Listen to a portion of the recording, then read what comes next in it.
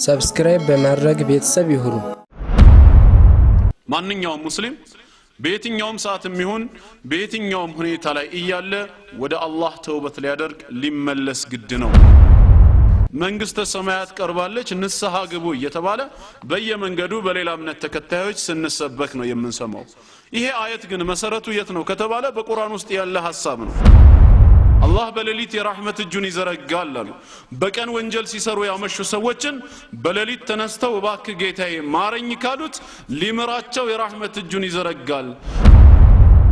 ከ24 ሰዓት ውስጥ አንድ ሰዓቱን ለኔ ዒባዳ አድርግበትና የቀረውን 23 ሰዓቱን ማለት ነው ለራስ ሰጥቻለሁ ብሎ አላህ ሲሰጥ ምን አይነት ሰዎች ነን? እንደው ምን አይነት እድለቢስስ ብንሆን ነው ይሄን ማንጠቀምበት? ላ ተቅነጡ ሚን ረህመቲላህ መቼም ይሁን መቼ ከአላህ እዝነት ተስፋ አትቁረጡ ነው የሚለው። ተስፋ እንዳንቆርጥ እየነገረን ያለን አንድ የመስጂድ አስተማሪ ኢማም ወይም ሌላ ሰው ሳይሆን ማን ነው? መሐሪው አምላካችን አላህ ራሱ ነው። ቢስሚላሂር ረህማኒር ረሂም አልሐምዱሊላሂ ረቢል ዓለሚን ወሰላቱ ወሰላሙ ዐላ ነቢይሂ ሷዲቁል አሚን ነቢይና ሙሐመድን ሰለላሁ ዐለይሂ ወሰለም ወዐላ አሊሂ ወሰሕቢሂ አጅመዒን أما بعد فسلام الله عليكم ورحمته وبركاته. الحمد لله يا أملاكاتنا الله فقاده هنا بزيه بتكبره وقدس بيته لهولت تنيا غزي تغناينتنال الحمد لله إن شاء الله يا وزاريم يا أملاكاتنا الله فقاده كهنا ባለን ሰዓት ውስጥ አጠር ያለ መልእክት አስተላልፍላችኋለሁ። የመጀመሪያ ግንኙነታችን ላይ ካስታወሳችሁ እስላም ብቸኛው መለኮታዊ ሃይማኖት የሚለው ርዕስ ነበር አይደል የተመለከትነው። እና በወቅቱ እስላም የነቢያት ሁሉ ሃይማኖት መሆኑን ሰው የተፈጠረበት መንገድ አምላካችን አላህ በዱንያም ሆነ በአኺራ እውቅና የሰጠው ብቸኛው ዲን እስላም ነው የሚለውን ሰፋ ባለ መልኩ ተመልክተናል። ዛሬ الله فقادو كهونا يمنايو أسباب المغفرة የኃጢአት ስርየት የኃጢአት ይቅርታ የምናገኝባቸው መንገዶች ወይም ደግሞ የመዳኛ ሰበቦች በእስላም ምንድናቸው የሚለው ነው። አንድ ሰው እስላም ብቸኛ መለኮታዊ ሃይማኖት መሆኑን ካረጋገጠ እሱም የተፈጠረው በእስላም ጎዳና ላይ መሆኑን ካመነና አላህ ከኛ ከሰዎች የሚፈልገው ዲን አልእስላምን ብቻ ይዘን እንድንመጣ ከሆነ የደህንነት ጎዳናዎችን ሊያውቅ ግድ ነውና እንዴት እድናለሁ የሚለውን ጥያቄ ማንሳት ይኖርበታል ማለት ነው። ሰው የሚድነው በምንድነው? በዛው ተቃራኒ የሚጠፋውስ? ይሄ ዋናና አንገብጋቢ የሆነ ርዕስ ነው። ምናልባት የሌላ እምነት ተከታዮች መንገድ ላይ ይዘዋችሁ በኢየሱስ እመን ትድናለህ ብለው ያውቃሉ? የተባለ አለ? ሳትፈሩ ተናገሩ። አለ? በነፍስ ወከፍ ማን አለ እስኪ እንደዛ የተባለ? አንተ ምን ብለህ መለስክላቸውሽ? ኢየሱስ ይወደዋል ቢሉህ ምን ትላቸዋለህ? እንዴ እኛም እንወደዋለን ማለት የለብንም እንዴ? አንወደውም እንዴ? አላህ ከላካቸው ነቢያት መካከል አንድ ነው። አንተን መንገድ ላይ አስቁመው ሙስሊም ነህና በኢየሱስ እመን ትድናለህ ሲባል ልጅ ለእናቷ ምጥ አስተማረች እንደሚባለው እኮ ነው ጉዳዩን ካስተዋልከው። ዒሳን ለሙስሊሞች ማስተዋወቅ እንዴት ይቻላል ነው ጥያቄው። አምላካችን አላህ በቁርአን ማንነቱን ዘርዝሮ ነግሮን ለሱ ሊኖረን የሚገባ አመለካከት ምን እንደሆነ በሰፊው አስተምሮን እንደገና በዒሳ እመኑ ማለት ምንድነው ትርጉሙ? ሐቂቃ ግን በጣም ያሳዝናል። ከአንዳንድ ወንድሞች የሚሰጠው ምላሽ ምንድነው? ዞር በል ከዚህ ትላንት በሰልባጅ የገባ ሃይማኖት ይዘህ እንዴት ትለኛለህ ይባላል። ይሄ እኮ መልስ አይደለም፣ ስድብ ነው። እስላም ደግሞ ስድብን አይፈቅድም። በያዝነው ዲን በእምነታችን እርግጠኞች ከሆነን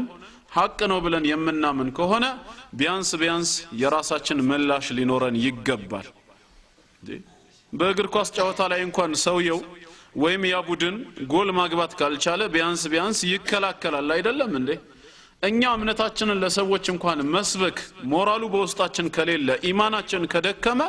ሰው መጥቶ ግን ወደሱ ኩፍር ሲጠራን ዳዕዋ ሲያደርግብን የምንከላከልበት ነገር ግን ሊኖረን ይገባል። በኢየሱስ እመን ትድናለህ ከተባልክ እኔማ አመኛለሁ በኢየሱስ አንተ ነህ ያላመንከው ልትለው ግድ ነው። አላህ ገልጾታል ከድንግል የተወለደ ነው ይሄም ያምላካችን የአላህ ሥራ ነው ለእስራኤል ልጆች ነብይና መልእክተኛ ሆኖ የተላከ ነው በአፈጣጠሩ ግን እንደኛው ሰው ነው ከዛ ውጪ ሌላ ሰውም ወይም አምላክ የሚል የተዛባ አመለካከት አልይዝም ባይሆን አንተ በሱ ላይ ያለህን አመለካከት አስተካክለ ተብሎ ሊመከር ወደ እስላምም እንዲመጣ ዳዕዋ ሊደረግለት ይገባል ነው ኢሳ አለይሂ ሰላም ይወደሃል ከተባለ አዎ እኔም በጣም ወደዋለሁ የሚል ምላሽ ነው ልንሰጥ የምንገባው ምክንያቱም የአላህ ነብይ ነው በኒ እስራኤሎችን ከነበሩበት ጨለማ ወደ ብርሃን ሰበብ ሆኖ እንዲያወጣቸው ከአላህ ዘንድ ተልኳል ማለት ነው እና ይሄንን አሁን እናንተን መጠየቅ የፈለኩት ምንድነው የደህንነት ጉዳይ በሚነሳበት ሰዓት ወይ ምናልባት አንዳንድ ሙስሊም ወንድሞች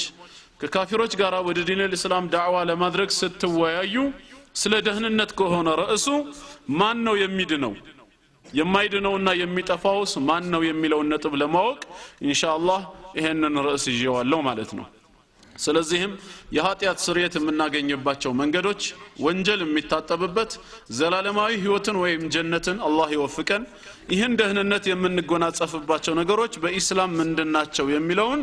አላህ ፍቃዱ ከሆነ ዛሬ እንመለከተዋለን ማለት ነው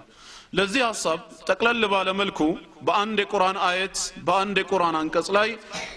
የደህንነት ጎዳናዎች አራት መሆናቸው ተጠቃሎ ቀርቦልናል አላህ በሱረቱ ጣሃ ምዕራፍ 20 ቁጥር 82 ላይ ሲናገር وإني لغفار لمن تاب وآمن وعمل صالحا ثم اهتدى وإني لغفار أنا يقربا يهونكኝ ምህረተ ሰፊ የሆንኩ አምላክ ነኝ لمن تاب በመጸጸት ወደኔ ለተመለሰ ንስሐ ለገባ ተውበት ላደረገ وآمن ከዛም እምነቱን ይበልጥ ላጠናከረ وعمل صالحا በእምነቱም ላይ መልካም ስራዎችን ላስከተለና ثم اهتدى በዛም ቅን ጎዳና ላይ እስከ ፍጻሜው የጸና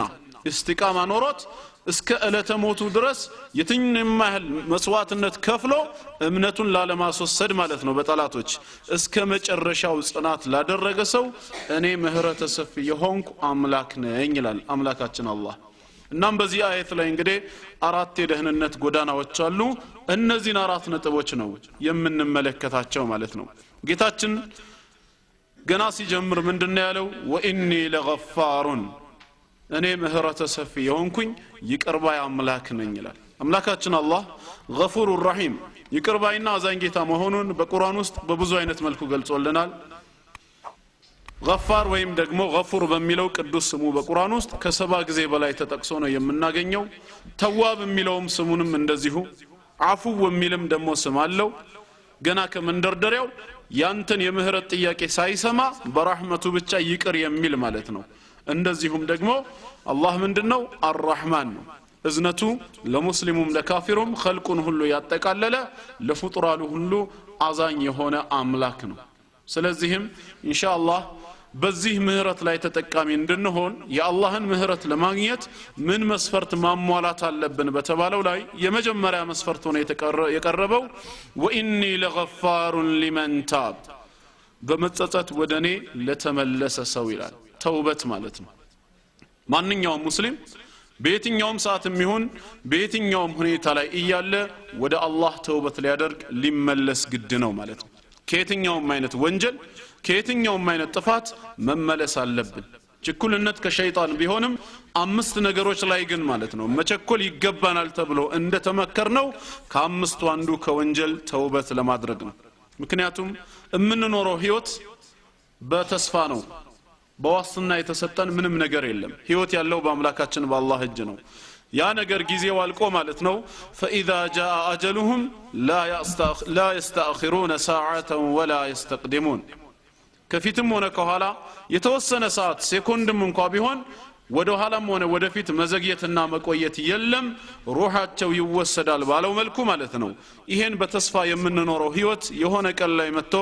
ዱንያን ተሰናብተን ወደ አኺራ ከመሄዳችን በፊት ተውበት ልናደርግ ይገባናል ማለት ነው ተውበት የመጀመሪያው የኃጢአት ስርየት የምናገኝበት መስፈርት ነው ማለት ነው መንግስተ ሰማያት ቀርባለች ንስሐ ግቡ እየተባለ በየመንገዱ በሌላ እምነት ተከታዮች ስንሰበክ ነው የምንሰማው ይሄ አየት ግን መሰረቱ የት ነው ከተባለ በቁርአን ውስጥ ያለ ሐሳብ ነው ስለዚህ ቁርአን ይሄንን በግልጽ ስለሚናገር ገና መንግስተ ሰማያት ቂያማ ቀን ከመድረሱ ሳይሆን እያንዳንዱ ሰው በነፍስ ወከፍ ማለት ነው ገርገራ ላይ ጣረሞት ከመግባቱ በፊት ወደ አላህ ተውበት መግባት እንዳለበት ነው ቁርአን የሚናገረው በዚህ ጉዳይ ላይ ብዙ የቁርአን አንቀጾች አሉ በሱረቱ ኑር ምዕራፍ 24 ቁጥር 31 ላይ وتوبوا إلى الله جميعا أيها المؤمنون لعلكم تفلحون ሁላችሁም ትድኑ ፍላጎታችሁን ታገኙ ዘንድ በመጸጸት ወደ አላህ ተመለሱ ነው የሚለው ሁላችሁም በመጸጸት ተውበት አድርጉ ይሄ ማለት فإذا تبتم ንስሐ ከገባችሁ ተውበት ካደረጋችሁ አፍላህቱም ፍላጎታችሁን አገኛችሁ ማለት ነው ወነጃህቱም ወሰዒድቱም في الدنيا والآخرة በዱንያም ሆነ በአኺራ ዘላለማዊ እድለኝነትን በማግኘት ትልቅ እድልን ተጎናጸፋችሁ ማለት ነው ስለዚህም ሁላችሁም ተውበት አድርጉ ይላል وقال تعالى በሌላም ስፍራ ምን ይላል يا ايها الذين آمنوا እናንተ በእኔ ብቸኛ ጌትነት ያመናችሁ ምእመናን ባሮቼ ሆይ توبوا الى الله توبة نصوحا እውነተኛ ምህረት ሊያስገኝ የሚችል የሆነው ንስሐ ወይንም ተውበት በማድረግ ወደ አላህ ተመለሱ ትክክለኛ ተውበት መስፈርቱን በመሟላ መልኩ ካደረጋችሁ عسى ربكم ان يكفر عنكم سيئاتكم አላህ ከናንተ ላይ ወንጀላችን ሊያብስላችሁ የተረጋገጠ ነው እንደዚሁም ደግሞ ويدخلكم جنات تجري من تحتها الانهار ከስሮቿ የተለያዩ አይነት ጅረት የምትፈስባት የሆነቿን ጀነት ሊያስገባችሁም ቃል ኪዳን ገብቶላችኋል ይህንን ማግኘት ከፈለጋችሁ ሁላችሁም ወደ አላህ እውነተኛ ምህረት ሊያስገኝ የሚችለውን ተውበት በማድረግ ተመለሱ እያለ ነው አምላካችን አላህ ስለዚህም የኃጢአት ስርየትን ማግኘት ዘላለማዊ ጀነትን መጎናጸፍ እውነተኛ መስፈርቶችን አሟልቶ ወደ አላህ ተውበት ያደረገ ሰው ነው ማለት ነው ያው የመስኩ ምሁራኖች ዑለማዎች እንደገለጹት ተውበት አድራጊ የሆነ አካል ተውበቱ ትርጉም እንዲኖረውና ትክክለኛ እንዲሆን የአላህን ትእዛዝ ተዳፍሮ ከሆነ ወንጀሉ የአላህን ትእዛዝ በመጣስ የተፈጸመ ከሆነ ሶስት መስፈርቶችን በማሟላት ወደ አላህ ተውበት ማድረግ ይችላል ነው ከነዚህ ሶስት መስፈርቶች የመጀመሪያው ምንድነው ኢቅላዕ ያንን የሚሰራውን ነገር ወዲያውኑ ማቆም ወንጀሉን እየሰራ ወንጀሉን እየፈጸመ አላህ በማይወደው ተግባር ላይ ሆኖ ማለት ነው ወደ አላህ ተውበት አድርጌያለሁ ተመልሻለሁ ማለት አይቻልም ግዴታ ያንን ወንጀል ወዲያውኑ ማቆም ይገባዋል ይሄ የመጀመሪያው ነው ይህንን ካደረገ በሁለተኛ ደረጃ ምን ይጠበቃል ከሱ ነደም ጸጸት ይጠበቃል ማለት ነው የሰራው ስራ ኸይር ስራ ሆኖ ለሱ እንደ ጀብድ ተሰምቶት ሊያወራው አይገባም ማለት ነው የአላህን ትእዛዝ በመዳፈሩ በአላህ ዲን ላይ ወሰን በማለፉ ጥፋተኛ መሆኑ ሊሰማው ሊጸጸት ይገባል ይህንን ካሟላ በሶስተኛ ደረጃ ደግሞ አዝም ቆራጥነት ሊኖር ያስፈልጋል ካሁን በኋላ ወደዚህ ወንጀል ዘላለም አልመለስም ብሎ ውሳኔ ሊወስን ግድ ነው ነገ ከነጎዳ ግን ይመለሳል ወይስ አይመለስም የነገው ጌታ አላህ ብቻ ነው የሚያውቀው ዛሬ ላይ ግን እሱ ተውበት በሚገባበት ሰዓት ካሁን በኋላ ዳግመኛ ወደዛ ወንጀል ላይ መለስ ቆራጥ ሊሆን ይገባል ማለት ነው ነገ ግን ሰው ነውና አሁንም ተሳስቶ ሊመለስ ይችላል ወይንም ደግሞ አቋሙ ጠንክሮ ኢማኑ እየበረታ ሲመጣ ከዛ ወንጀል ሊሸሽ ይችላል ዋናው ነገር በተውበት ሰዓት ግን ቆራጥነት መኖር አለበት ይሄን ሶስት መስፈርት ግለሰቡ ካሟላ አምላካችን አላህን ይቅርታ ቢጠይቅ አላህ ምህረቱ ሰፊ የሆነ አምላክ ነው የተፈጸመው ወንጀል ከሰዎች ጋር የሚገናኝ የሰዎችን ሐቅ በመውሰድ ከሆነ በአራተኛ ደረጃ እንደ ተጨማሪ የሚያደርገው ያ የወሰደውን ነገር ሊመልስ ግድ ነው ማለት ነው ካልቻለም ባለቤቱ ጋር ሄዶ ጊዜ እንዲሰጠው ሌላ ቀን እንዲመልስለት ካልሆነም ያንን የማይችል ከሆነ ደግሞ ከባለቤቱ ይቅርታን ማለት ነው እንዲያገኝ ማድረግ መቻል አለበት ስለዚህም ተውበት በእስላም ይህንን ይመስላል ማለት ነው ሁላችንም ወደ አላህ በመመለስ ተውበት በማድረግ የኃጢአት ስርየት ልናገኝ ይገባናል በሌላ አየት ላይ በሱረቱ አልአዕራፍ ቁጥር 153 ላይ ወለዚነ አሚሉ ሰይአት እነዚያ መጥፎ ስራዎችን የሚሰሩ ሰዎች መጥፎን ስራን ከሰሩ በኋላ ثم تابوا من بعدها ከወንጀላቸው በኋላ ወዲያው ተጸጽተው ማለት ነው ወንጀለኛ መሆናቸውን አምነው በመጸጸት ወደ አላህ የተመለሱ ሰዎች ወአመኑ እምነታቸውንም እንደዚሁ ያጠናከሩ ኢነ ረበከ ሚን ባዕድሃ ጌታህ ከነሱ ስተትና ጥፋት ከተውበታቸውም በኋላ ለገፉር ረሂም ይቅርባይና አዛኝ የሆነ አምላክ ነው ይላል ይቅርባይና አዛኝ የሆነ አምላክ ነው ስለዚህም አላህ ተውበትን ተቀባይ የሆነ ጌታ ነው عن أبي هريرة رضي الله عنه قال سمعت رسول الله صلى الله عليه وسلم يقول يا الله ملك تنيا انديه بلو سيناغرو سمچالو قالوا من قالوا والله بجيتاي بالله ينبኝ بالله ملالو اني لا استغفر الله واتوب اليه እኔ አላህን ማለት ነው ይቅርታ ጠይቀዋለሁ ወደሱም ተውበት በመግባት ንስሐን በማድረግ እመለሳለሁ ፊል የውም አክثر من 70 مرة በአንድ ቀን ውስጥ ከ70 ጊዜ በላይ የትኛውን ወንጀል ፈጽመው ነው የትኛውን ጥፋት አድርገው እንደው በግድ ሰው ናቸውና ጥፋት ይሰራሉ ብለን እንኳን ብንጭንባቸው አላህ ይገባላቸው ቃል ኪዳን ليغفر لك الله ما تقدم من ذنبك وما تأخر ከዚህ በፊት ያለውንም ካሁን በኋላ እስክትሞት ያለውንም ጥፋትህን እንኳን ይቅር ብያለሁ ምሬሃለሁ ብለው ቃል ይገባላቸው ነብይ ናቸው ለዚህ ነው ለይለ ላይ ቆመው ማለት ነው ሰላት ሲሰግዱ ከመቆማቸው ብዛት የተነሳ ተረከዛቸው ያብጥና ማለት ነው እስኪ ፈነዳ ይቀርብ ነበር ባለቤታቸው አይሻ ረዲየላሁ ዐንሃ ጉዳዩ አሳስቧት ለምንድነው ይሄን የሚሰሩት ብላ ጠይቃ ነበር አላህ ስተቶትን በተቀላላ ይቅር ብያለሁ ብሎ ቃል ከገባለት ይሄውሉ ስግደት ይሄውሉ መከራ ለምንድነው ብለው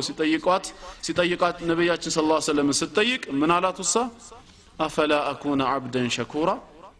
ታዳን ያመስገኝ ባሪያ መሆን የለብኝም አሉ አላህ ይሄን ቃል ኪዳን ከገባልኝ ሙሉ ስተትህን ይቅር ብያለሁ ካለኝ እኔስ በበኩሌ የድርሻዬን ማመስገን የለብኝም ወይ አሉ ለአላህ የነበራቸው ፍቅር ነበር ማለት ነው እንደዛ ሲደረጋቸው የነበረው ለአላህ የነበራቸው ውዴታ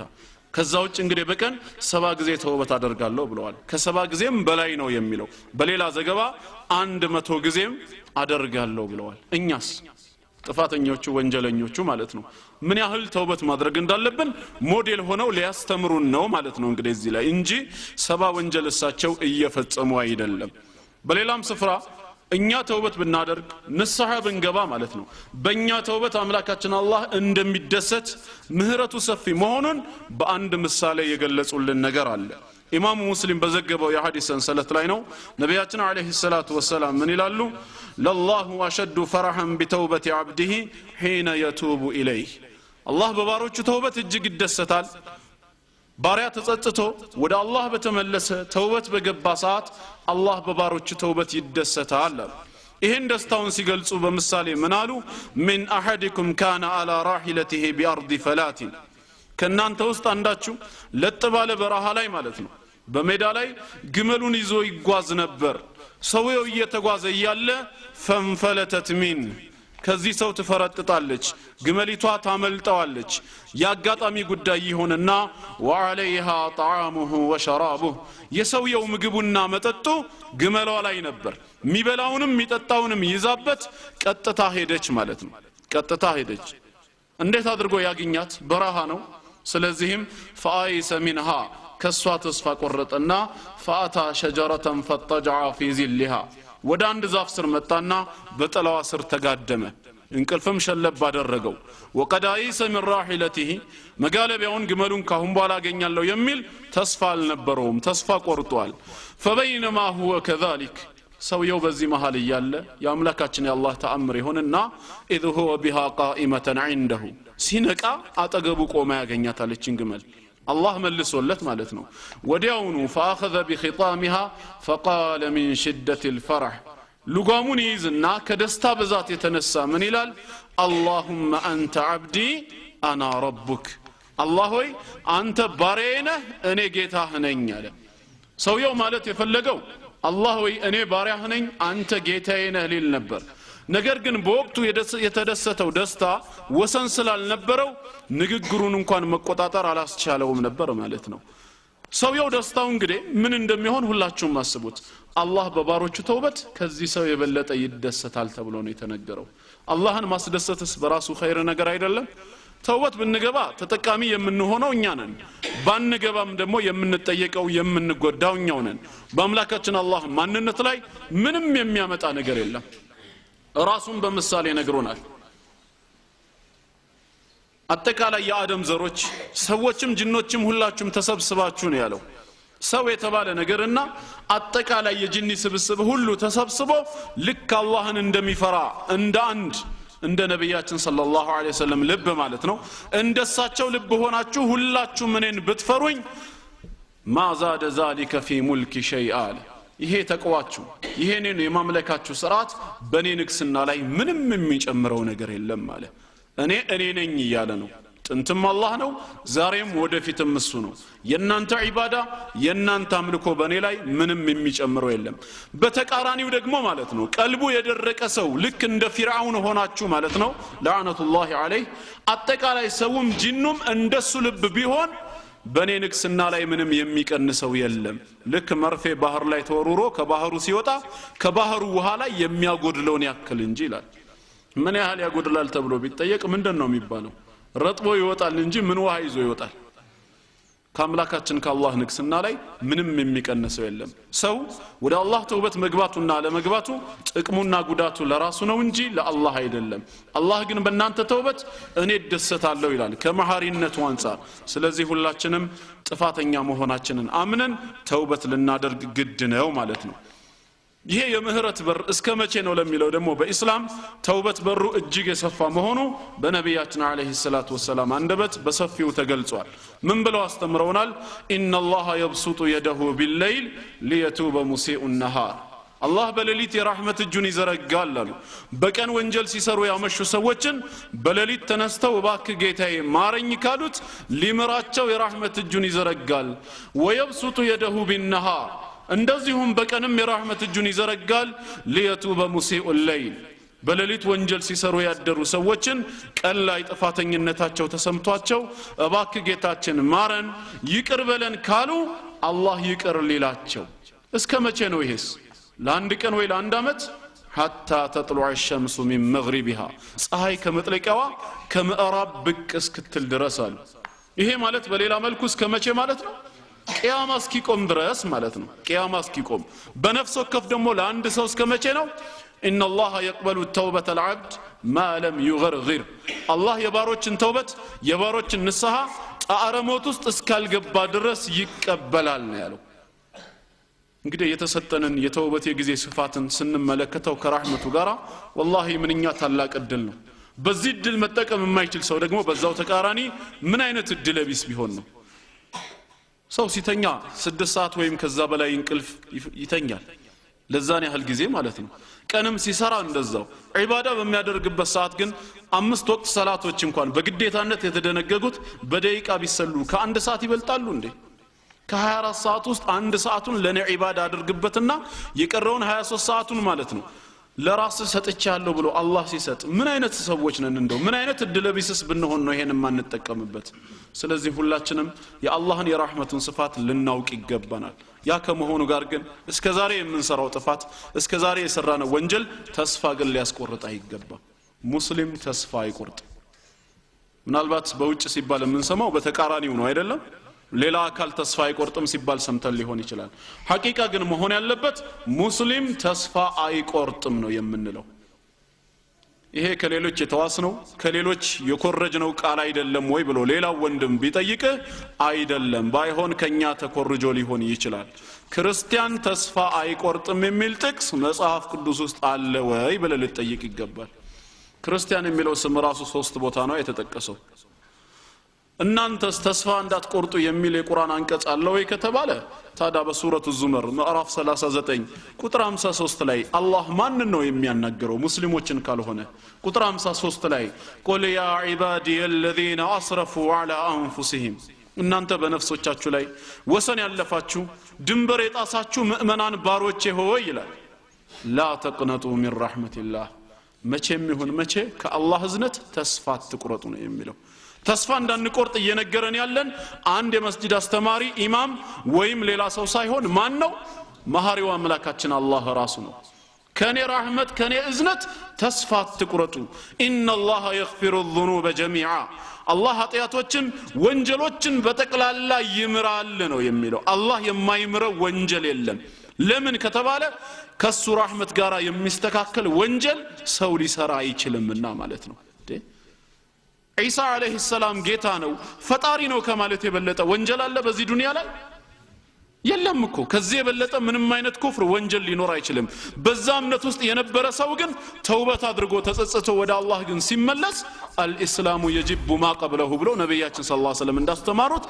በከዚህ በፊት የነበረው ሙሉ ህይወቱ ታድሶ ገና እንደተወለደ አዲስ ሕፃን ይሆናል ማለት ነው አስፈላጊም ከሆነ አላህ በቁርአኑ ቃል እንደገባው ይበድሉ ላሁ ሰይአቲሂም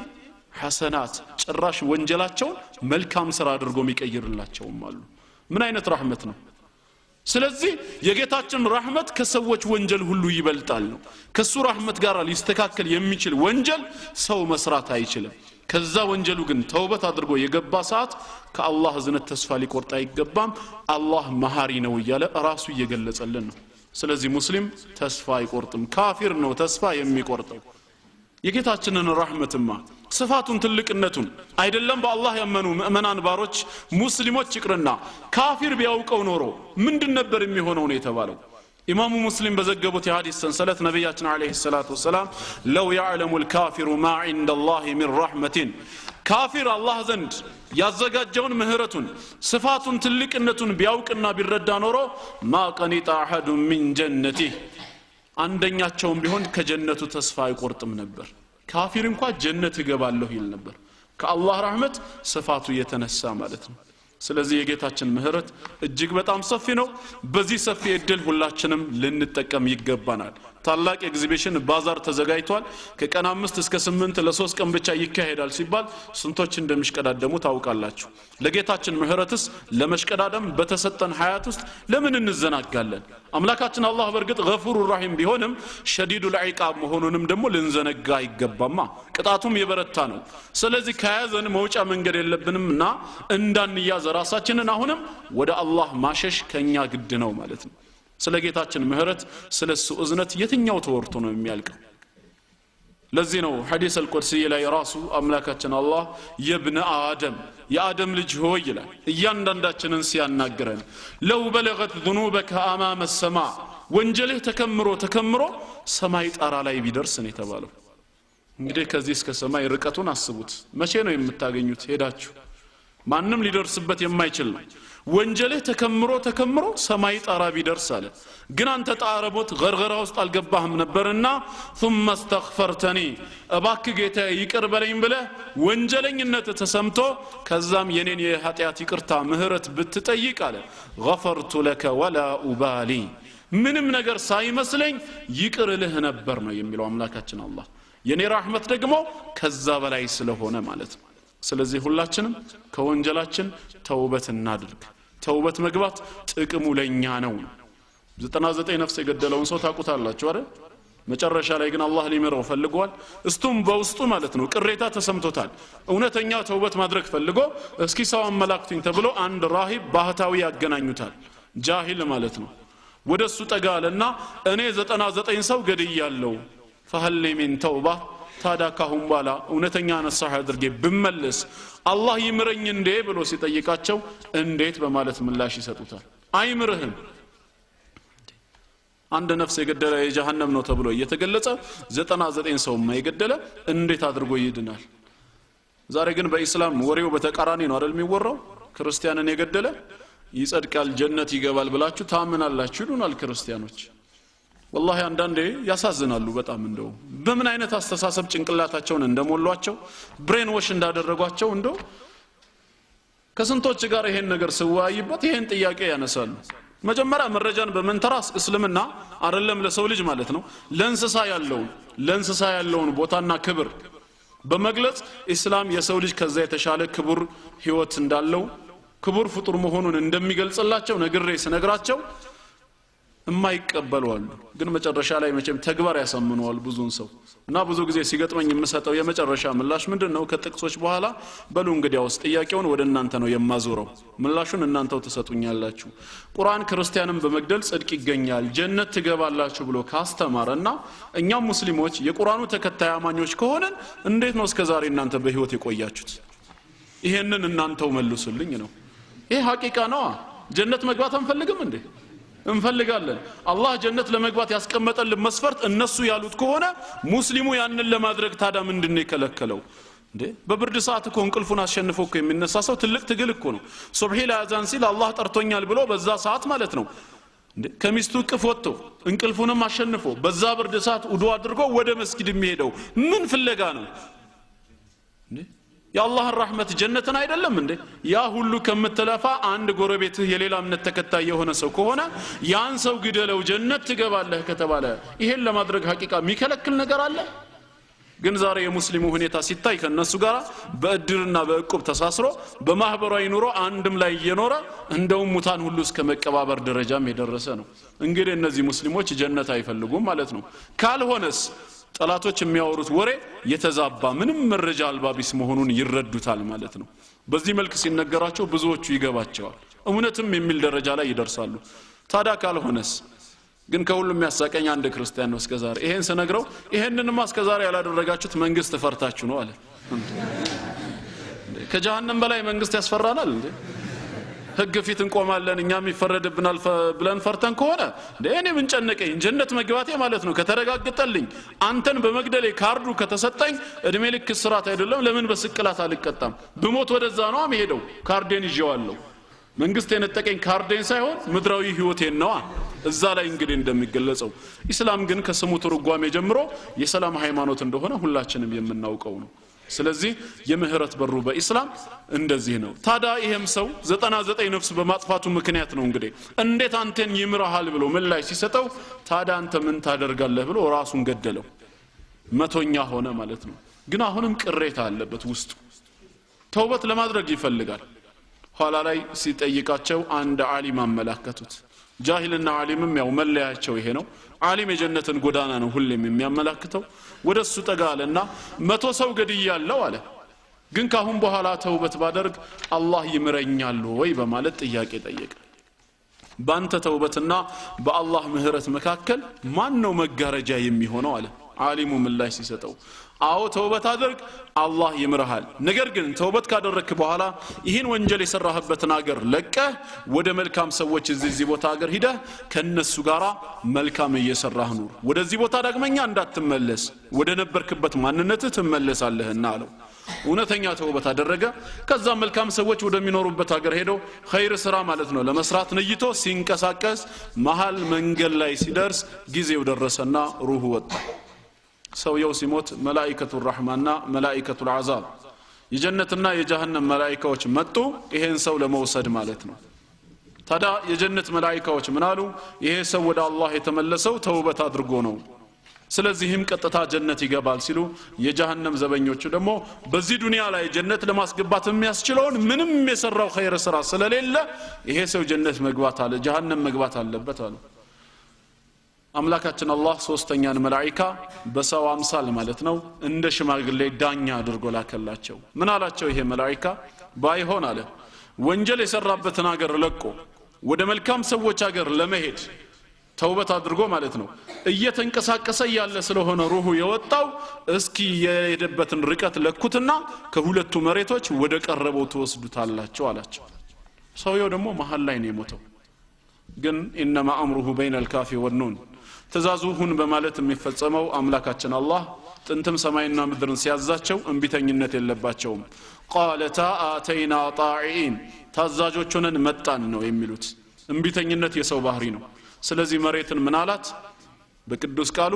አንድ ስንዝር ወደ መልካም ሰዎች ቅረብ ያላት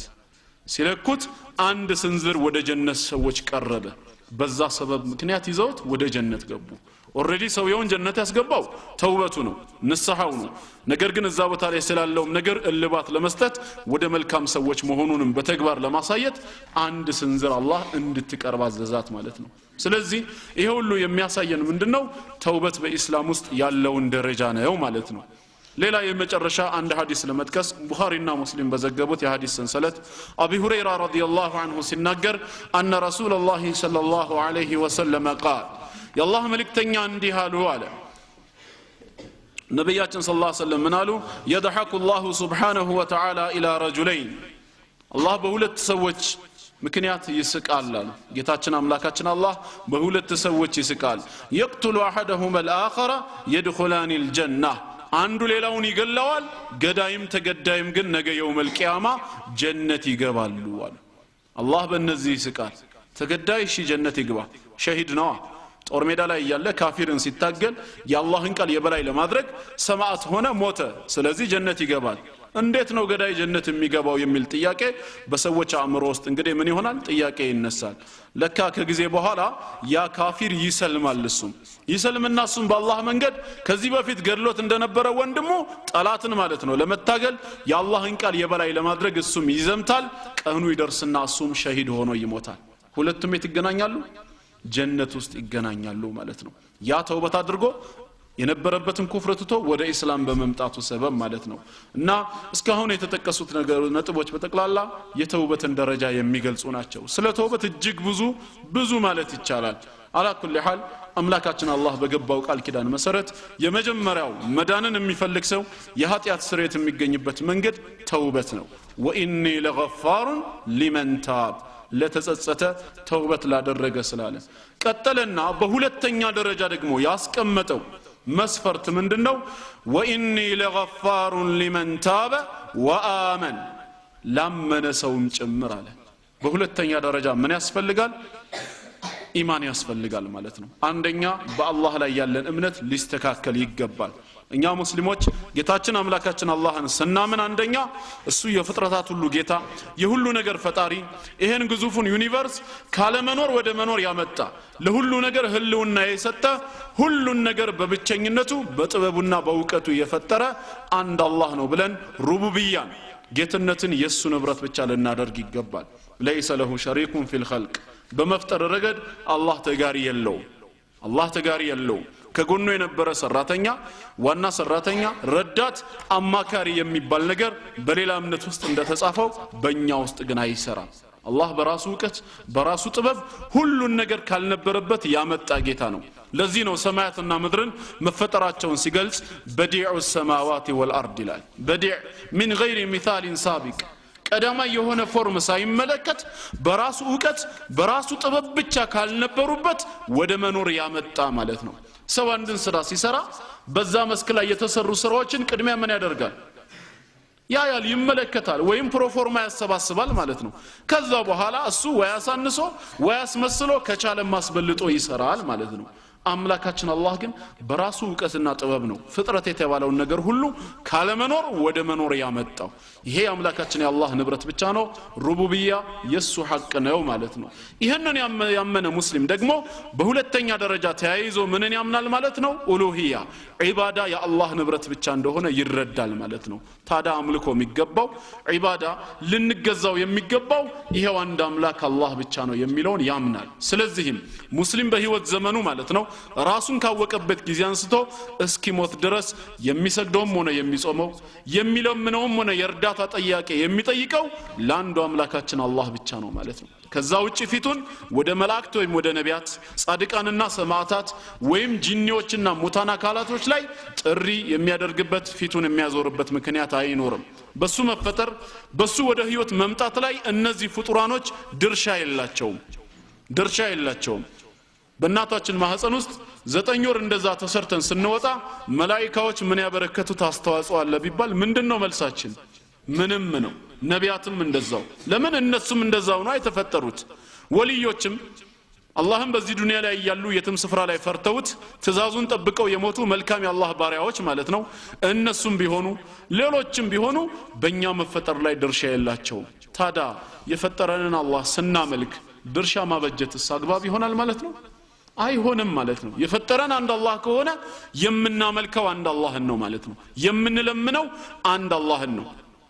አለበዛ ከወልዮች መካከል አንዱን መርጠን እከሌ ድረስልን የምንለው ከሆነ ቀና በጅተን ማለት ነው ባንተ ይሁንብ የምንለው ከሆነ ከሌሎቹ ታዳ በምን ተለየን ዛሬ 19 ነው ቀኑ ጅብሪል ነው ወይም 12 ነው ሚካኤል ነው ብለው በሚካኤልና በጅብሪል ስም ከሚለምኑት በምንድነው እሺኛ የምንለየው እነሱ በእነሱ ስም ሲለምኑ ሚካኤል ይከተል ጅብሪል ይከተል ሲባል ከሐቅ መንገድ ተሳስተዋል ብለን የምናምን ከሆነ በተቃራኒው ያንን እኛ እየሰራ ነው ከሆነስ እንደውም እኮ እነሱ መላእክታ ነው እየጠሩ ያሉት ማለት ነው ስለዚህ ይሄን ነገር ለናስብበት ይገባል ማለት ነው ሙስሊም በህይወት ዘመኑ በደስታው ሰዓት የሚያመሰግነው አላህን ነው በችግሩ ሰዓት ደግሞ የርዳታ ጥያቄ የሚጠይቀው አላህን ብቻ ነው ማለት ነው ከሱ ውጭ ዒባዳ የሚገባው ማንም አካል የለም ማለት ነው ሐታ ስንምል እንኳን የሙስሊም መሐላ ግልጽ ነው ወላሂ ነው አይደለም ከዛ ውጪ ሌላ መሐላ የለም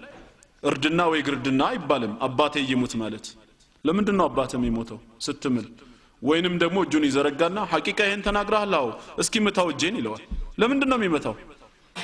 አንዳንዶች ሲተረጉሙት ያው ባንተ እጅ ስለበላሁኝ ባንተ እጅ ስለጠጣው አሁን አልዋሽም በዚህ በበላሁበት እጅ ለማለት ነው ይላሉ ምን ይከለክለዋል ቢመታው ካሁን ባለንጀራው ይቆማል እንዴ ለመብላት ሐቂቃ ያ ከሆነ ሪሊ አንድ ሰው በንጹህ አእምሮ ካስበው ትርጉም አልባ ሆኖ ነው የሚያገኘው ወይም አንዳንዱ አይኔን ግንባር ያርገው ይላል እንደማይሆን አውቆ ነው አላህ የፈጠረው ፍጥረት የተስተካከለ መሆኑን ተረድቶ ነው እንደዚህ አይነት መሐላዎች በእስላም ውስጥ አግባብነት የሌላቸው ናቸው ምን አለ አንዳንድ ጊዜ እንደው ካደጋና ከንተን ለመውጣት ነው ብላችሁ ካሰባችሁ ካልዳነ ይሙት ለምን አትሩም ታዲያ ከዚህ በፊት ሰዎች እንደዛ ሲናገሩ ከልቡ እየማለ ነው እንደ ባባቱ ስም ይምላል ካልዳነ ይሙት ይላል ኋላ ላይ ምን ማለት ነው ሲባል አይ ሰውየው ካልዳነ ይሙት ማለቴ ነው ይላል ያው መሞቱ አይቀርም ስለዚህ ካልዳነ ይሙት ይያልኩኝ ነው ይላል ሙስሊም ከማለ ግን ወላሂ ቢላሂ ተላሂ በጌታዬ በአላህ ይሁንብኝ ብሎ በሱ ቅዱስ ስም ነው የሚምለው ምክንያቱም መሐላ ማለት ለምናከብረው ከፍ ለምናደርገው ነገር የሚሰጥ መግለጫ ነው ከጌታችን በላይ ክብር ያለው ማንንም ስለሌለ እምንምለው አላህን ነው ማለት ነው ስለዚህ በጌታችን ስም እንምላለን ወረበል ከዕባ በከዕባ ጌታ በአላህ ይሁንብን ብለን በሱ ቅዱስ ስም ብቻ ሙስሊም ይምላል ስለዚህ ዒባዳ የአምላካችን የአላህ መብት መሆኑን ልናምን ይገባል በሶስተኛው ጎን ደግሞ በአላህ ማመን ምንን ያካትታል ይሄ አምላካችን አላህ ማለት ነው ለሁል አስማኡል ሑስና ወሲፋቱል ዑላ የተዋቡ ስሞች አሉት እንደዚሁም ሙሉ የሆኑ ባህሪያቶች አሉት በስሞቹና በባህሪያቶቹ ማመን ግድ ነው አምላካችን አላህ የሙሉ ባህሪ ባለቤት ነው ለይሰ ከሚስሊሂ ሸይ እሱንም የሚመስል አንዳችም ነገር የለም وهو السميع البصير ሰሚም ተመልካችም ነው ይሰማል ያያል ነገር ግን እንደኛ ብለን በፍጹም አናመሳስለውም ሰውን በመልኩና በአምሳሉ ፈጠረ እንደሚሉት አናደርገውም ይህንን ማመን የሙስሊሞች መሰረታዊ የእምነት ግዳጅ ይሆናል ማለት ነው ሁለተኛው ወአመነ ላመነ ሰው ብሎ ስላስቀመጠ በአላህ ላይ ያለን እምነት ሊስተካከል ይገባል እንደዚሁም በመላእክቶችም እናምናለን እኛ ሙስሊሞች አላህ ከብርሃን የፈጠራቸው መንፈሳዊ ቅን አገልጋዮች መለኮታዊ ራእይን ከአላህ ተቀብለው ወደ ነቢያት የሚያደርሱ ልዩ ልዩ የሥራ ድርሻ ያላቸው በትእዛዙ ቀጥ ያሉ የማያምፁ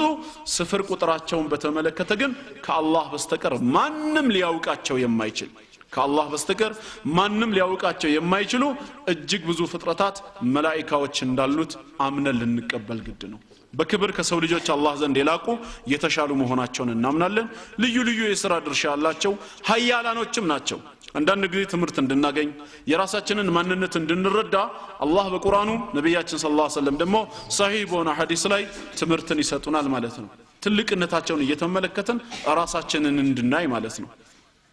አንዳንድ የአካል ጤና መጠበቂያ ወይ ደግሞ ስፖርት ነው የተወሰኑ ነገሮችን ሰው ይሰራና ከኔ በላይ ማን አለ የሚል ሰው ስለ መላእክት በሚማርበት ሰዓት እሱ ማን እንደሆነ የሚረዳበት ጊዜ ይመጣል مثلا ነብያችን ሰለላሁ ዐለይሂ ወሰለም ከአርሽ ተሸካሚ መላእክቶች መካከል ስለ አንዱ እንድናገር ተፈቀደልኝ አሉ ይሄ መላእክት ማለት ኢስራፊል አለይሂ ሰላም ነው ታዲያ ሲናገሩ ምን አሉ ከጆሮ ጫፍ አንስቶ እስከ ትከሻው ድረስ አሉ ከጆሮ ጫፍ እስከ ትከሻው እስቲ ገምቱ ስንት ሜትር ይሆናል ብላችሁ ታስባላችሁ እንደው ትልቅ ቢሆን ተመልከቱ እንግዲህ ወይ 10 ወይ 20 ወይ አንዱ ደግሞ ምን ጨነቀኛው በሳሳተን ብሎ 1000 ሊለው ይችላል ትልቅ ቁጥር ልጥራ ነው አይደል والله ግን በጣም የሚገርመው ነብያችን አለይሂ ሰላቱ ወሰለም በሜትር አይደለም ለክተው የነገሩን ትልቅነቱን ሲነግሩን በጊዜ ነው የለኩት በዚህ ምድር ላይ በጊዜ የሚለካ ነገር አለ በሳይንስ ምርምር ራሱ ከዋክብቶች ካልሆኑ በስተቀር እስከዛሬ ድረስ ማለት ነው ከዋክብቶች በኪሎሜትር የተደረሰበት የለም አልፋ ሴንቸሪ ብቻ ነው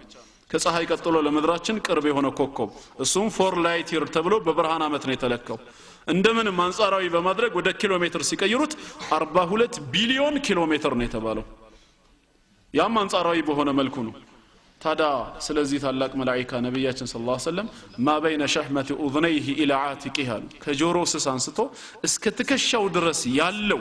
ርቀቱ አሉ مسيرة 700 عام 700 አመት ያስኬዳል አሁን ተመለሱ እንግዲህ ቀደም ወደ ተባለው ነገር ካሁን በኋላ ቢሊየን ኪሎሜትር ወይ ትሪሊየን ኪሎሜትር ብንለው ከዚህ ጋር ራሱ ምን ማለት ነው አመት ነው የተገለጸው 700 አመት ያስኬዳል ነው የተባለው በምንድነው የምንጓዘው በቀላሉ በፈረስ ጉዞ እንኳን ቢባል 700 አመት ማለት ምን ማለት ነው ጭንቅላታችን ለማሰብ ራሱ 700 ዓመት ይፈጅበታል ማለት ነው ርቀቱን ለመድረስ ምን አይነት ትልቅ መላእክት ቢሆን ነው ራሱ ከሰባት ሰማይ በላይ ነው እግሩ ደግሞ ከሰባት ምድር በታች ነው የተባለው ትልቅነቱን ሲገልጹት ግን እንደዚህ ኃያል መላእክት ሆነው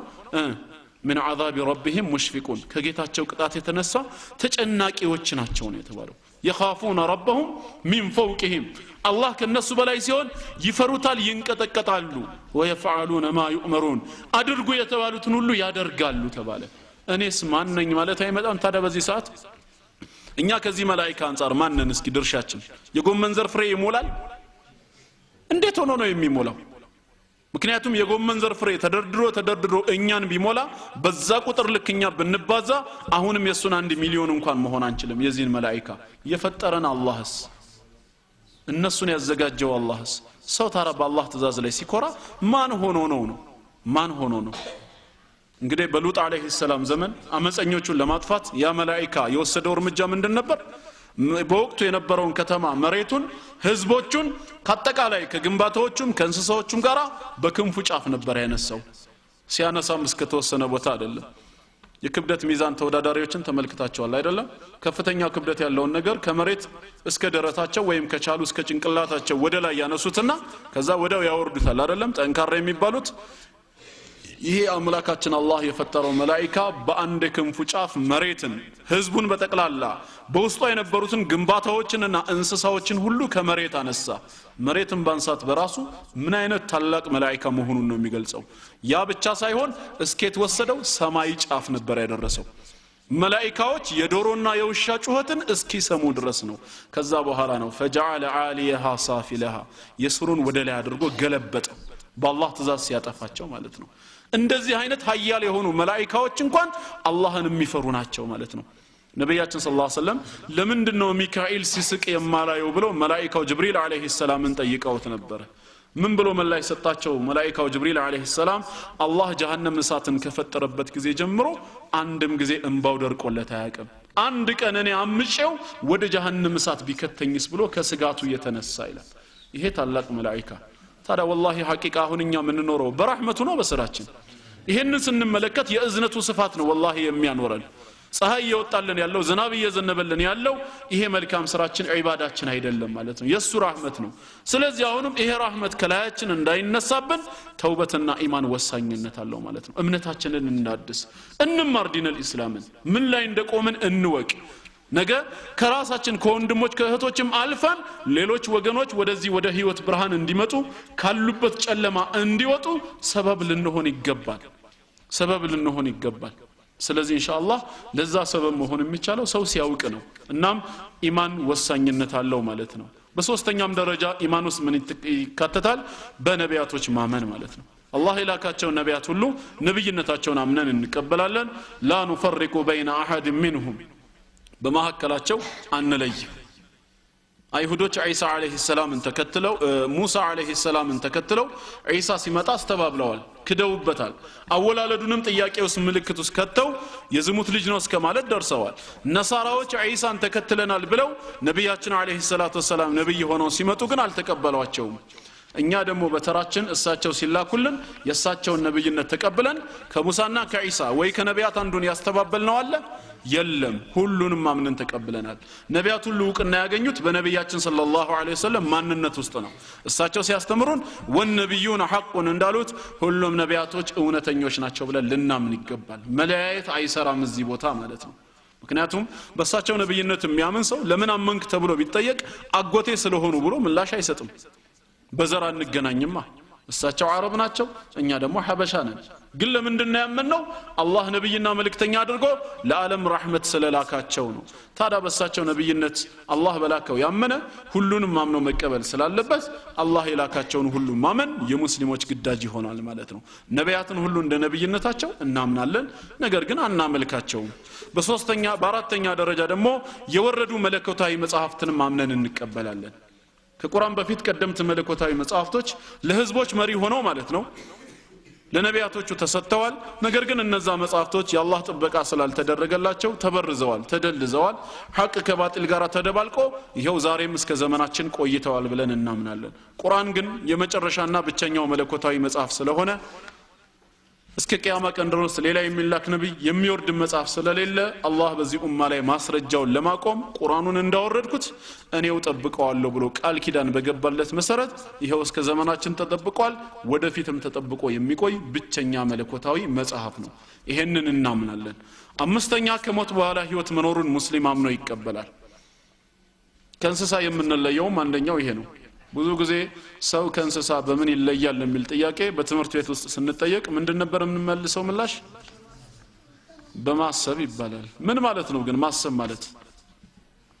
ማሰብ ማለት በሁለት ነገሮች መካከል መለየት የሚጠቅምን ከሚጎዳ ለይቶ ማወቅ ከሆነ ይህንን የማድረግ ችሎታ እንስሳቶች የላቸውም እንዴ ይሄ ከሆነ እነሱም አላቸው በግቢ ውስጥ የሚያድግ እኮ ውሻ የግቢ ተከራይና ባለቤቱን ከመንደርተኛ ወይንም ደግሞ በዛ አካባቢ ከሚተላለፍ ከሌባም በላይ ለይቶ ያውቃል ማለት ነው ለዚህ ነው ባለቤቱ ሲመጣ ቶሎ ሩጦ እግሩ ስር የሚሆነው ይህንን መለየት ይችላል መልካም የሰራለትና ያልሰራለትን መለየትና ማወቅ ይችላል እኛ ግን እንደ ሙስሊምነታችን ትልቁ ልዩነታችን ይሄ አይደለም ነው የምንለው አንደኛው ልዩነታችን የተፈጠርንበት ዓላማ ነው እነሱ ሲፈጠሩ ለሰው ልጆች ግልጋሎት ነው የተፈጠሩት ህግና ስርዓት አልተበጀላቸው هو الذي خلق لكم ما في الارض جميعا እንዳለው ለኛው አገልግሎት እንዲሆኑ ተፈጥረዋል እኛ ግን የተፈጠርነው ለዒባዳ ነው ኢምቲሃን ፈተና አለ ማለት ነው አላህን እንድናመልክ በተሰጠን ነፃ ምርጫ እሱን በህይወት ዘመናችን እንድንገዛው ተፈጥረናል ይሄ ዓላማ ከእንስሳ ይለየናል ይህንን ዓላማ አንድ ሰው ካላወቀ ካልተረዳ ለምን እንደተፈጠረ ካላወቀ ከእንስሳም የባሰ ይሆናል ማለት ነው አላህም እንደዚህ አይነቶቹን ነው ኡላኢከ ከልአንዓሚ በልሁም አضل እንደዚህ አይነቶቹ እንደ እንስሳ ናቸው ከእንስሳም የባሱ ብሎ ነው ያወቀው ቢያንስ እንስሳ ቤቱን ያውቃላ ሄዶ ከእንስሶቹም ተለይቶ ቤቱ ሲደርስ ይገባል ማለት ነው ሰው ግን መመለሻውን አያውቅም ማለት ነው የተፈጠረበትን ዓላማ አልተረዳም እንደዚህ አይነቱ ሰው ከእንስሳም ይብሳል ከእንስሳም የምንለየው የተፈጠርንበትን ዓላማ ስናውቅ ነው ሁለተኛው ደግሞ ዋናው ልዩነታችን ምንድነው ባዕስ መቀስቀስ አለብን ማለት ነው ሞተን አፈር ሆነን አንቀርም እንስሳዎች አፈር ሆነው ነው የሚቀሩት ቂያማ የለባቸውም ምርመራ የለባቸውም ሂሳብ የለባቸውም ምናልባት ቀንድ ያለው እንስሳ ቀንድ የሌለውን ወቅቶት ከሆነ ከአምላካችን አላህ ፍጹም ፍትሃዊነት የተነሳ በዛ ነገር ላይ እንኳን ፍትህን ለመጠበቅ ሁለቱን እንስሳ ቀስቅሷቸው ማለት ነው ቀንድ ላልነበረው ቀንድ ተሰጥቶት በመድር ላይ ቀንድ ያለው ከብት ማለት ነው ወጊውን እንደወጋው እንዲወጋውና ከዛም አፈር ሁኑ እንዲባሉ ካልሆነ በስተቀር ምርመራ ወይም ሂሳብ የሚባል ነገር እነሱ ላይ የለም የሰው ልጅ ግን ይቀሰቀሳል ከዛም ጀነት ውስጥ አላህ ከጀነት ሰው ይበለን ካልሆነም ጀሃነም ውስጥ ከእሳት ይጠብቀን ይኖራል ማለት ነው የሰው ልጅ ይሄ ነው ከእንስሳኛን የሚለየን ዋነኛው ልዩነታችን ይሄን የሰው ልጅ ካወቀና ከተረዳ እንስሳዎችንም እንዴት አድርጎ ለራሱ ግልጋሎት እንደሚጠቀምባቸው ያውቃል ማለት ነው ካልሆነ በስተቀር እነሱ ሊገዙትም ይችላሉ ተግባባን አይደል ስለዚህ ኢማናችን የተስተካከለ መሆን አለበት መጨረሻም በስድስተኛ ደረጃ በቀዳ ወልቀድር እናምናለን በዩኒቨርስ ላይ የሚከናወን ማንኛውም ክስተት በተክላላ በአምላካችን አላህ ፍቃድ በሱ ውሳኔ በሱ ቁጥጥርና ዕውቀት ስር ሆኖ እንደሚከናወን ከሱ ፍቃድና ፍላጎት እንደዚሁም ከሱ ዕውቀትና ቁጥጥር ውጪ ሆኖ የሚከናወን አንድም የዩኒቨርስ ክንዋኔ እንደሌለ ሙስሊም ሁሉ ሊያምን ግድ ነው ማለት ነው ይሄንን አምኖ መቀበል ሁለተኛውን የኃጢያት ስርየት የመዳንን መንገድ የሚያስገኝ ነው ማለት ነው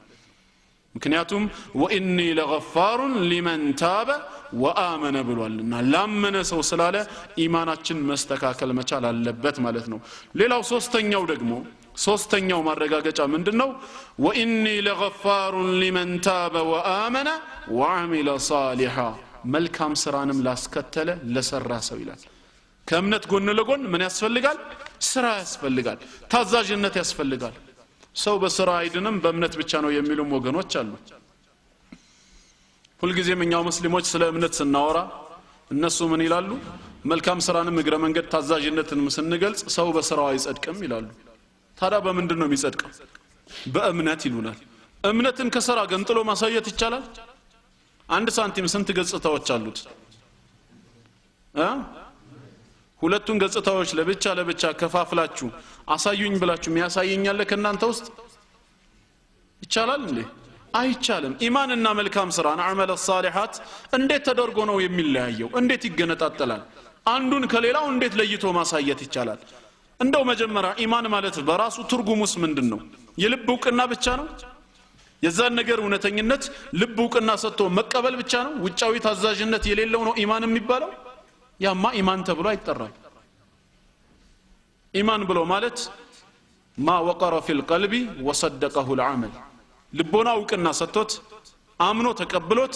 አካል ደግሞ በታዛዥነት የገለጸው ከሆነ ኢማን ተብሎ ይሰየማል ማለት ነው ሰውየው በውስጡ ትክክለኛ እምነት ኖሮት ውጫዊ ማንነቱ ግን መጥፎ ነው ማለት እንዴት ነው ግን ትርጉሙ በራሱ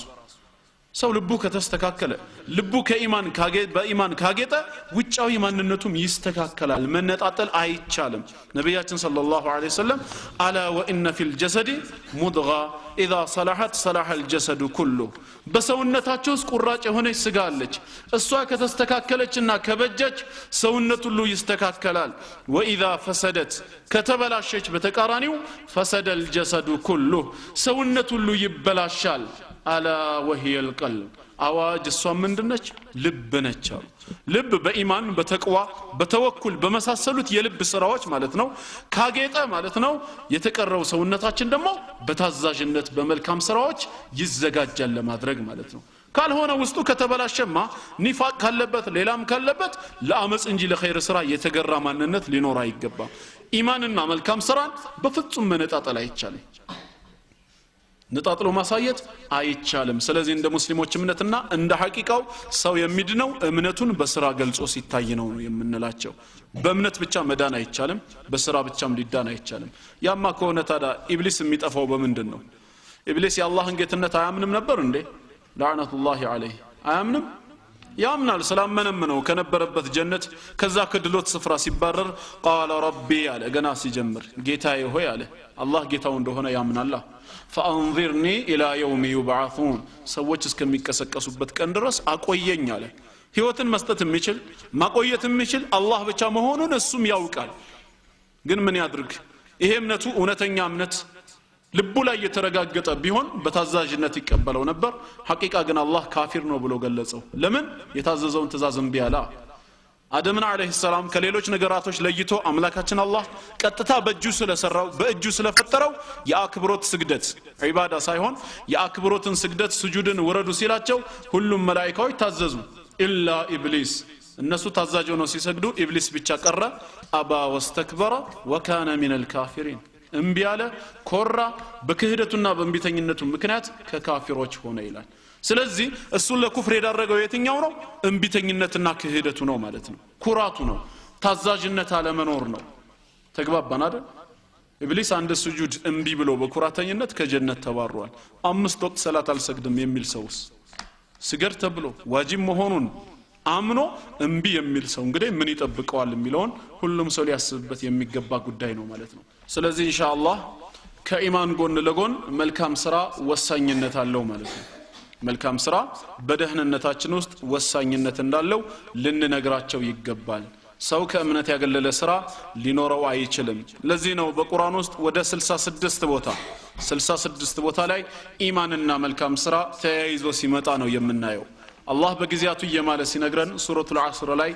አንድ የተናገረው አለ ሁሉ ነገር ያምላካችን የአላህ ንብረት ነው ሁሉ ነገር በሱ ቁጥጥር ስር ስላለ አላህ በሚፈልገው መማል ይችላል በሚፈልገው ነገር እኛ ግን የሱ ንብረቶች ነን ከሱ ስም ውጪ በማንም አንምልም ስለዚህ ጌታችን ምን አለ ወልዐስር በጊዜያት እምላለሁ አለ ኢነል ኢንሳነ ለፊ ኹስር ሰው የተባለ በጠቅላላ ከሳራ ውስጥ ነው የዳነ የለም ሁሉም ጠፍተዋል አለ ከዚህ ከሳራ ለመዳን ግን የሚችል ሰው ምን አይነት ነው ኢለለዚነ አመኑ وعملوا الصالحات እነዛ ያመኑና መልካም ስራዎችንም የሰሩ ሲቀሩ አለ ከእምነት ጎን ለጎን ስራ መኖር አለበት ማለት ነው ከዛም ወተዋሰው ቢልሐቅ ይህንን እውነታ ይህን ታላቅ አደራ ለሰዎች አደራ በማለት መልእክቱን የሚያስተላልፉ ዳዕዋ የሚያደርጉ ምናልባትም በዳዕዋ ላይ እንቅፋት ይኖራልና ችግር በሚገጥማቸው ሰዓት ወተዋሰው ቢልሰብር በትግስትም አደራ የተባባሉት ብቻ ሲቀሩ ይላል ስለዚህ ስራ በእኛ ማንነት ውስጥ ትልቅ ለውጥ እንዳለው ልንገነዘብ ይገባል ሰው በእምነትና በስራ ይድናል የደህንነት ጎዳና ነው ብለን እናምናለን በቁርአን ውስጥ በብዙ መልኩ ስለ ኸይር ስራ አምላካችን አላህ ገልጾታል hatta ኃጢያትን እንደሚያስወግድ ኢነል ሐሰናት ይذهبن السيئات ይላል አምላካችን አላህ በሱረቱ ሁድ ላይ መልካም ስራዎችም የሰውን ኃጢያት ያስወግዳሉ ነው የሚለው የሰውን ኃጢያት ያስወግዳሉ አንድ የሰማሁት ነበር ከዚህ በፊት በኢንተርኔት ፓልቶክ ላይ ያው ውጭ ሀገር ከሚገኙ ሙስሊም ወንድሞቻችንና ክርስቲያን ወገኖቻችን ጋር ስንወያይ ነው እና በመልካም ስራ ጉዳይ ላይ ስላለው ሁኔታ እኛ ሙስሊሞች የምናምነውን እምነት ስናብራራላቸው በዛ የሙስሊሞች ሩም ውስጥ ነው ክርስቲያኖች ተራው ደርሷቸው ማይክ ይዘው ምን አሉ በእግዚአብሔር ዘንድ 9 ከ10 የሚባል ነገር የለም ማለት አንዱ ሲናገር ምን እንደሆነ ገብቷቸዋል ለምሳሌ አንተ 10 ነገሮችን ታዘህ 10 ነገሮችን እንድትተገብር ማለት ነው ትእዛዝ መጥቶልህ ዙን ተግብራቸው በአንዱ ብታጠፋ 9 ከ10 የሚባል ነገር በእግዚአብሔር ዘንድ የለም 0 ከ10 ነው የምትባለው አንዱን ካጠፋ ሁሉን እንዳጠፋህ ይቆጠራል ስለዚህ ስራ እንድናለን በላችሁ ካመናችሁ 100% ፐርፌክት መሆን አለባችሁ ይላሉ ካልሆነ 9 ከ10 የሚባል ነገር 80 ከ100 የሚባል ነገር የለም ግን ሐቂቃ ይገባችኋል አሁን ይገባችኋል ትረዱታላችሁ ምንስ ማለት እንደሆነ ምን ማለት ነው እሺ ትርጉሙ እንዴ ሰው እንዳቀሙ ነው አይደለም መሄድ ያለበት አላህ لا يكلف الله نفسا الا وسعها ብሏል ነፍስን ከችሎታ በላይ አላስገድድም ማለት እንደተባለው ዘጠኙንም አላህ ወፍቆህ እንድትሰራ ካደረገ ይሄማ ታላቅ እድል ነው እንደተባለው በአንዱ ወደክ ለወደከው ነገር ጊዜ ካለ ኢስቲግፋር ተጠይቀው በት ትገባለህ እንጂ በቃ ባንዱ ስትወድቅ ምን ሆኗል ዘጠኙም የቀረው እንዴ ምን አይነት አስተሳሰብ ነው ግን ይሄ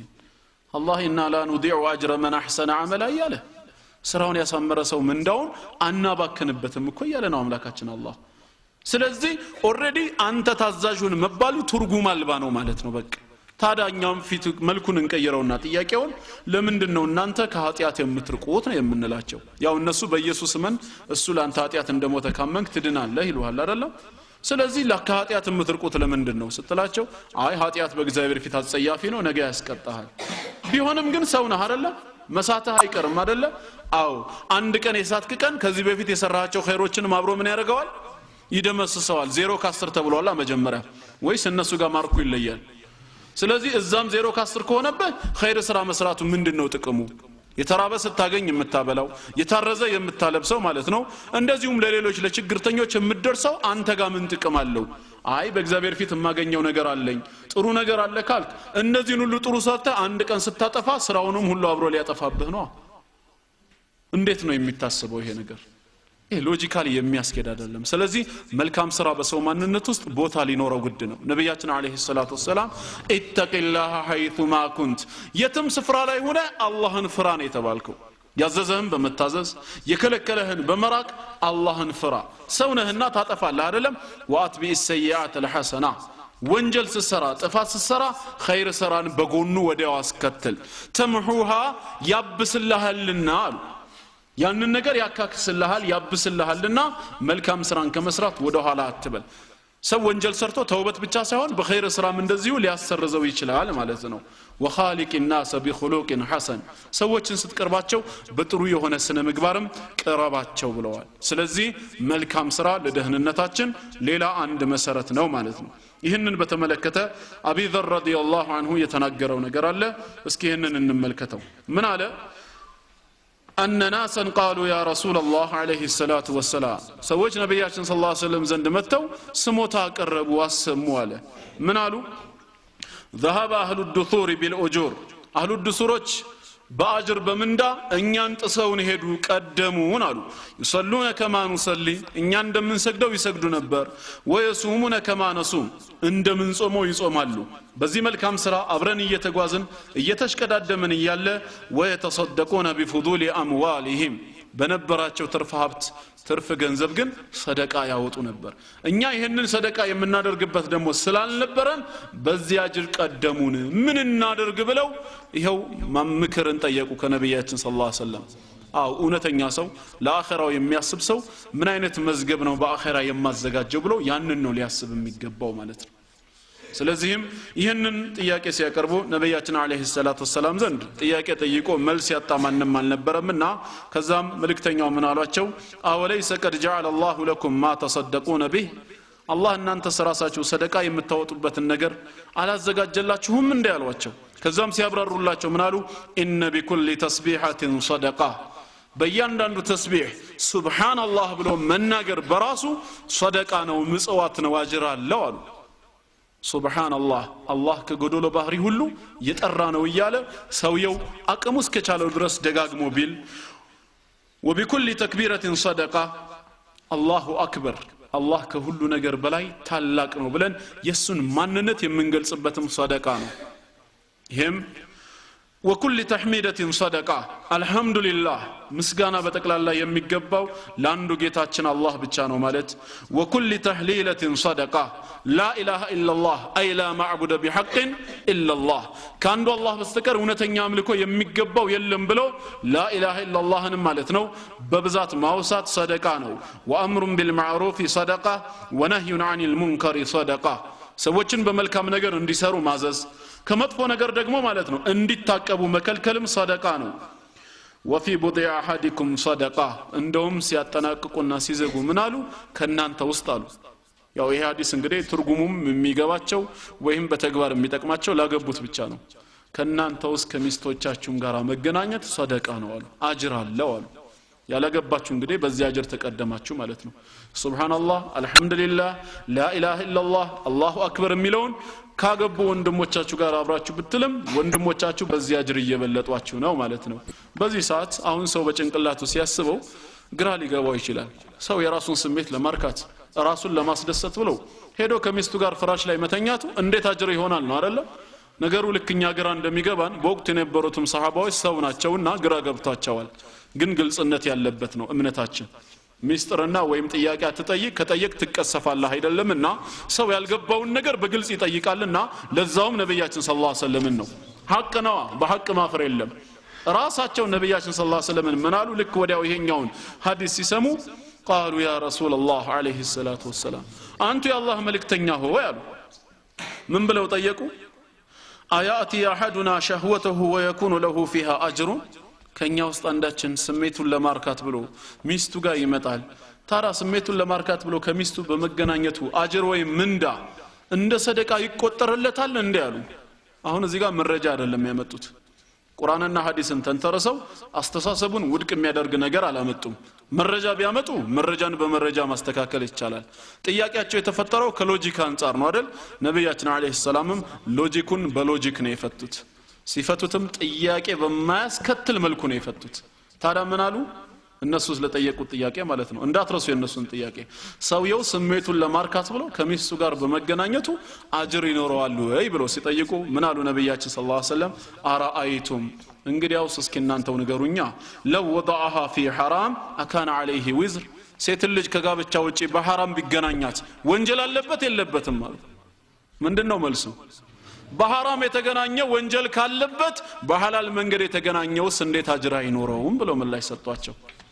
ምን አይነት አስደናቂ ሎጂክ ነው የመለሱላቸው ሌላ ጥያቄ እንኳን ማስከተል የማይችል ማለት ነው ስለዚህ ይሄ ምንን ያሳየናል ማለት ነው በእስላም የኸይር ስራ መንገዶች እጅግ ሰፊ ናቸው ማለት ነው ሁሉ ጊዜ የኸይር ስራ ሲባል ዋና መሰረት የሆኑት ሶላት መስገድ ጾም መጾም ዘካ ወይም ሌሎች ነገሮች እንዳይታየን እነሱ ቤዚክ መሆናቸው ባያጠራጥርም የኸይር ስራ በሮች ግን እጅግ ሰፊ ናቸው ለዚህ ነው ነብያችን አለይሂ ሰላቱ ሰላም እተቁ النار ولو بشق تمرة ያሉት የቴምር ልፋፊ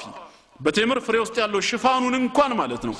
ሰደቃ በመስጠት ለአላህ መንገድ ማለት ነው በማዋጣት እሳትን ተጠንቀቁ ነው ያሉት የሚናቅ ነገር የለም በኸይር ስራ በኩል እቺ ምን አላት አይባልም ምክንያቱም በእስላም ኸይር ስራ ጥፍ ድርም መሆን የሚጀምረው ከስንት ነው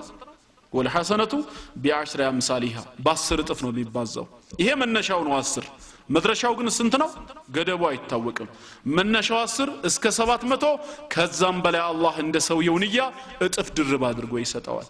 እንደው በመንገዳችን ላይ ከአምላካችን ከአላህ ዘንድ አንድን ሐሰና አንድን አጅር ማግኘት ማለት ምን ማለት እንደሆነ ግን እናውቀዋለን ምንድነው አንድ ሐሰና ቁጥሩ አይደለም ሊታየን የሚገባው እዚህ ጋር አንድ መባሉ አይደለም ያ አንድ ምንድነው ነው ከጌታችን ዘንድ የምናገኘው አንድ አጅር ዱንያ ላይ ባለ ነገር ሊተካ ይችላል ነገ የውመል ቂያማ የኸይር ስራ ሚዛኑ ከሸር ስራ ሚዛኑ አንድ ሐሰናት ቢጎልበት የሚሰጣለ እንዴ ዱንያና ዱንያ ላይ ያለው ሁሉ ወደ ገንዘብ ተቀይሮ ልክፈል ቢል የሚያወጣው ነው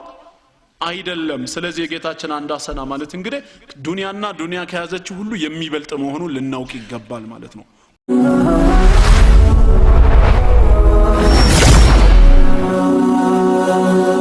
ሰብስክራይብ በማድረግ ቤተሰብ ይሁኑ